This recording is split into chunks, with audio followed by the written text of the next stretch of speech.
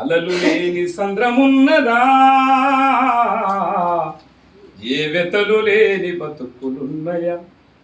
సమస్యలు సమస్యలు విమర్శలుగా సాగెను నీ ప్రయాణం, అవి అధిగమించి నిలబడితేనే చేరగలవు నీ గమ్యం, చేరగలవు నీ గమ్యం. బలము బలహీనతలు ఉంటాయి ప్రతి మనిషికి, కోరికలను ఆపగలిగే శక్తి నీయు మనసుకి. ఎదుగుతున్న వాళ్ళపైన వేస్తారు ఒక రాయిని, ఒదిగి ఉన్నవాడి విలువ తెలియదు లోకానికి. మహాత్ములు మహనీయులు ఎవరి మీదనైనా వాదం ప్రతివాదం అంటూ నడిచెను ఈ సమాజం. సమస్య లేని ఇల్లు ఉన్నదా,